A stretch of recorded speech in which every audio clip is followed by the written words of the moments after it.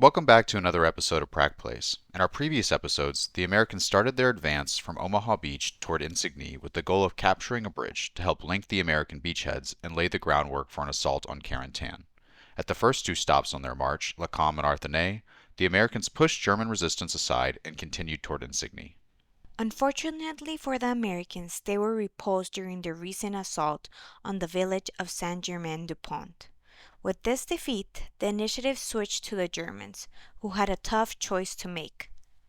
They could either take the attack to the Americans by trying to retake Arthenay, hoping to push the Americans back toward the beach, or they could hold their position and wait for the Americans to attack Saint-Germain again.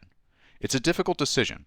On the one hand, the German goal is to hold the Americans off as long as possible, to allow as many Germans to escape across the bridge at Insigny.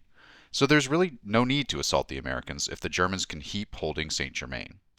Also, the Germans must consider that the Americans get a fresh platoon each game plus more support options, while the Germans are stuck with 2 platoons and very limited reinforcements. With these considerations, defending looks like a good option to minimize casualties for the Germans. On the other hand, the recent battle at Saint-Germain wiped out nearly half of the German platoon holding the village, so the odds of winning against another assault are certainly lower for the Germans. Likewise, going on the offensive would let the Germans use their other platoon that has taken less casualties, so they would have a stronger force to field in the next game. Even so, attacking might risk significant casualties that the Germans can't afford to take. Likewise, in any assault, the Germans will likely be outnumbered, as the Americans get more support points in each scenario. The German decision is ultimately made as they hear American shelling coming from Insigny. During the night, the American Navy pounded the town, which cut off our German players' contact with their headquarters. Due to the destruction and lack of contact, it is now clear that the Germans will have to hold off the Americans longer than they initially expected to win the campaign.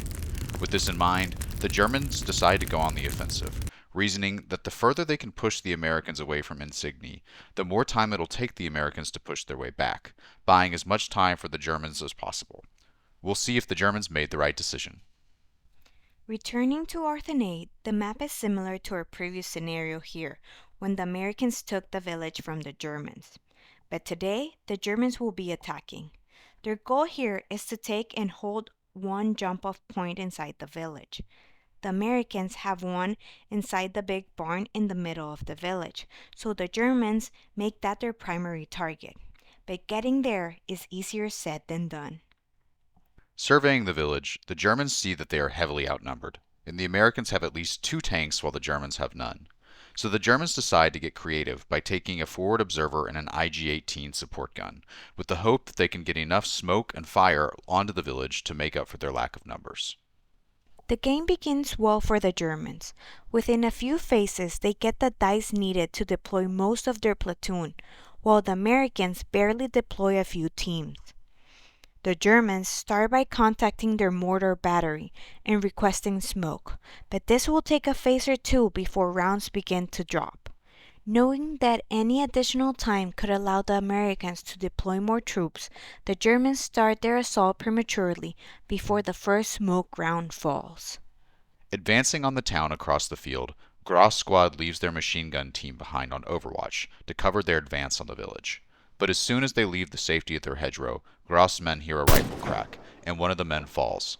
Gross' MG team scans the village windows but can't find the sniper, so Gross pulls his men back behind the hedgerow where he started. On the other side of the map, the German advance is going better. Commander Kampf orders his 2 squads plus a Panzerschreck to run across the open ground towards the village. At the same time, the German IG-18 fires at some of the only American troops that have deployed, forcing them into buildings for cover. In response, the American sniper strikes again, taking out 2 members of the IG-18's crew. But the sniper's luck runs out, and he's spotted by Gross' MG team on his 3rd shot. The MG fires, spraying the sniper's pin, and the sniper is taken out. Around the same time, the first American tank appears, just in time to spot Commander Kampf's men halfway across the open field. Luckily for the Germans, the tank's first shot only inflicted minor casualties. At the same time, German smoke shells start to fall on the village. The German smokescreen manages to blind most of the Americans from the German advance, except for Rake's squad. From his third-story view, Rake still has line of sight on Gross' men. A firefight ensues between their two squads. Fortunately for the Americans, they took the support option that adds an extra BAR to each squad, increasing their firepower. This, combined with the thick walls of the building and the Americans' ability to re-roll ones for their automatic rifles, gives the Americans a distinct advantage. Rake's squad is eventually able to eliminate all of Gross' squad without taking a single casualty. It's a true demonstration of American marksmanship, one for which Rake will receive an award at the end of the game, despite his dastardly personality. And the elimination of Gross' squad is a huge blow for the Germans, losing a third of their men before they've even made it to the village. At the same time, another American tank enters the fray and begins a duel with the IG-18. Over several phases, the tank and gun exchange fire. While the Germans manage to repeatedly hit the tank, the rounds have a hard time penetrating. The Americans have the opposite problem.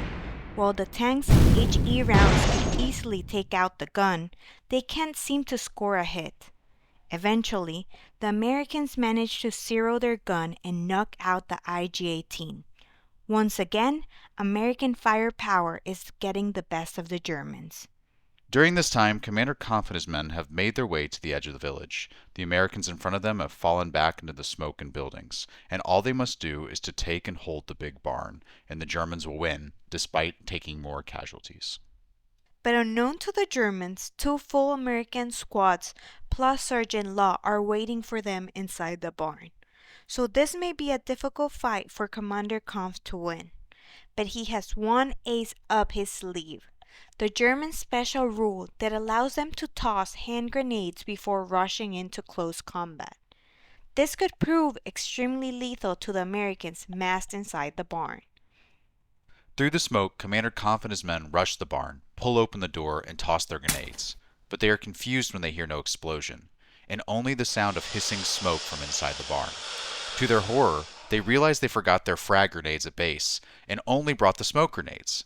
Hearing the sounds of dozens of wheezing Americans inside the barn, Commander Kampf realizes he is heavily outnumbered and decides to pull back. He and his men make their way through the smoke and back to their starting points, before retiring from the battlefield. In reality, the Germans got extremely unlucky, rolling 1 and 2s on all their grenade throws. Despite this, they tried to initiate close combat, but were so heavily outnumbered that the rules called for them to break and retreat 3d6, virtually back to their original positions. The failed assault by the Germans is a true setback. Not only did they fail to push the Americans back, but they took heavy casualties. The IG-18 will be unavailable for the rest of the campaign, and 11 men were killed or wounded. Specifically, Gross' squad is now down to 5 men, with only 3 fit for service in the next game. Likewise, Feig has a man wounded and out for the next game as well. This is on top of the minor casualties this platoon has taken previously. The only consolation prize for the Germans is that they managed to expend 1 game turn when the Americans didn't advance. But that won't make them feel much better for these losses. Overall, it's a grim loss, which has affected their morale for the foreseeable future. While our German players are now left wondering whether they should have attacked in the first place, the initiative now swings back to the Americans, who will make their second attack on Saint-Germain during the next video. Until that time, let us know what you think, and we hope to see you next time.